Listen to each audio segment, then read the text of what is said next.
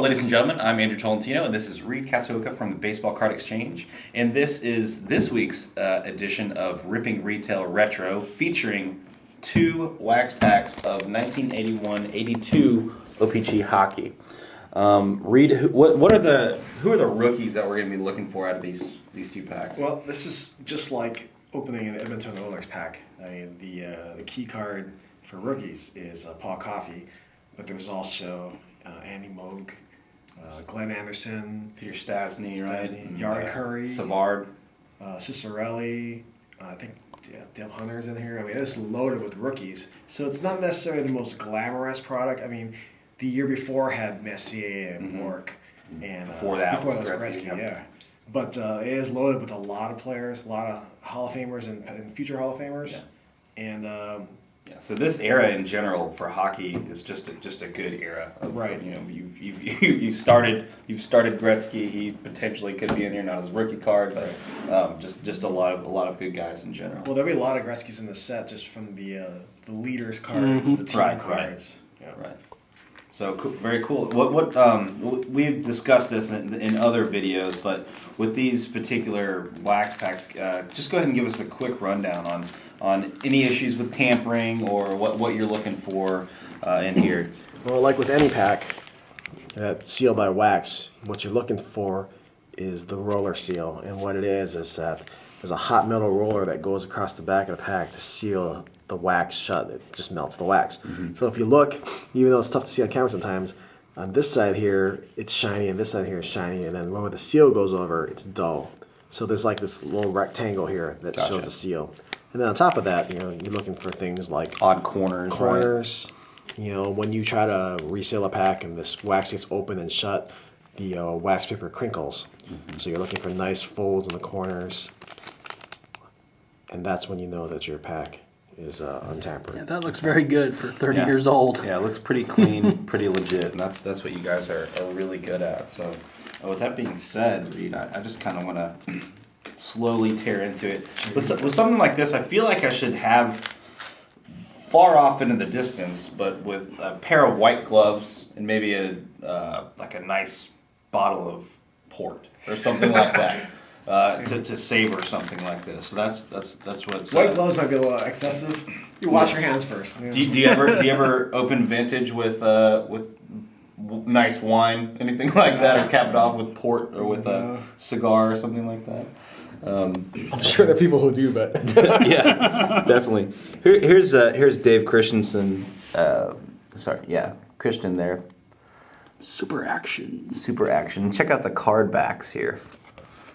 Very cool. I wasn't able to take a look, but is there any in French? No. Yes. Yeah. Okay, so the bottom portion is definitely in French. Very cool. Point Chalente de la something. When O-Pee-Chee made cards, Spanish pronunciation. When O-Pee-Chee made cards, in the 70s and 80s, they were notorious for using a dull blade to cut the cards. It's almost like they didn't care, or it was at the end of the year. Yeah. So you'll notice that O-Pee-Chee, you get a lot of rough cuts. Yeah. This is a primary example of that. Maybe against this red, you might be able to see it a little bit better. So you've got definitely some raggedy sides there to it, raggedy edges. Yeah. Centering is also tough for O-Pee-Chee ears. And because the back is at a nice blue color, Showcases chipping. You're going to see a lot of chipping. Yep. To find high grade cards is very tough. Here's one of those Gretzky in another fashion cards we were talking about here. Also featured as an Oiler there. It's the 1980-81 record breaker card there. So again, on the back, that's one thing that's really nice to see when we're opening wax is the fact that these card companies were actually sort of taking this as an opportunity to educate fans of the sport, kids, about players and the game itself. This set might have been responsible for teaching a young American child French, potentially speaking. It might be, I guess, yeah. What's cool about the O-Pee-Chee sets from these years is that O-Pee-Chee is another, this is like the version of Topps. Made for Canada, and would regularly show a lot of the same players. However, because O-Pee-Chee, was so much into hockey, that they would make cards that didn't have a Topps counterpart. And so for this particular year, I believe it's double the amount of cards.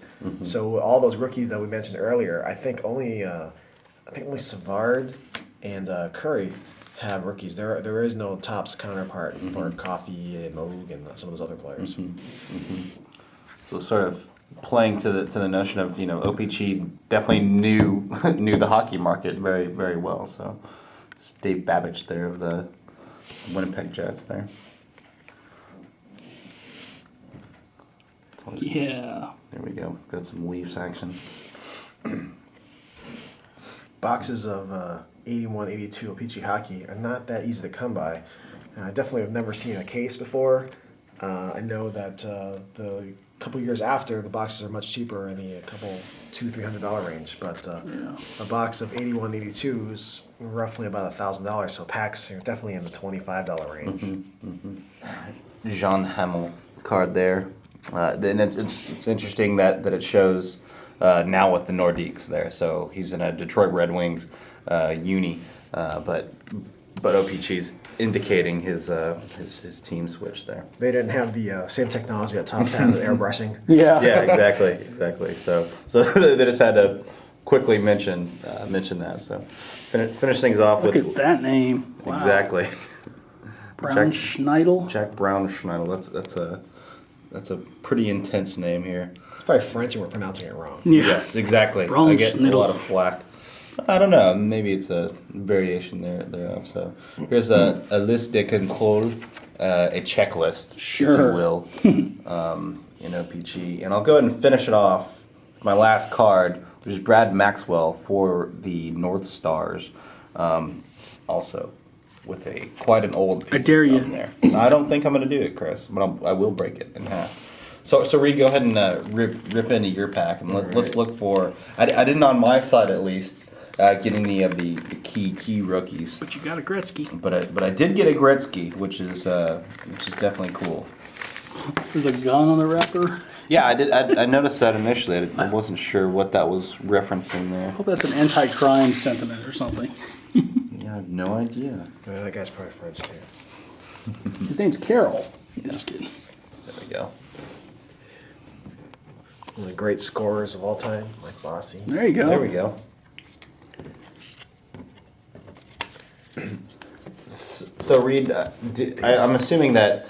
Well, I know for a fact because you're in town because of this very reason, but that part of your job is to travel around and buy up this vintage wax. Where on the U.S. side of the border are the hot spots for stuff like this? Well, you definitely have to stick to the big six kind of towns. Yeah. I mean, you're going to find a lot of Michigan. You're going to find a lot of cards in general in the New York, Pennsylvania area. But These cards look nice, though. Very nice. Definitely. Bright colors. here's a Trache action card. There you go. There we go. That's what it was. I live in Buffalo, so I've heard of him, Greg Ramsey. There we There you go. Your thoughts about this particular era or this particular set here? Well, you gotta love 80s O-Pee-Chee hockey. It's tons of stars, tons of rookies. It's not too easily accessible, so the print around is somewhat limited. You kind of got to go out of your way to find it sometimes. A lot of it does come from Canada. We get offered it. It's not like it just gets offered from this side. It gets offered from Canada. You don't see many sealed cases anymore. Boxes are just, it's kind of like one here, one there, and nobody calls up and says, hey, I got 10 of this, 10 of that. But I think 80s O-Pee-Chee hockey definitely will always be popular.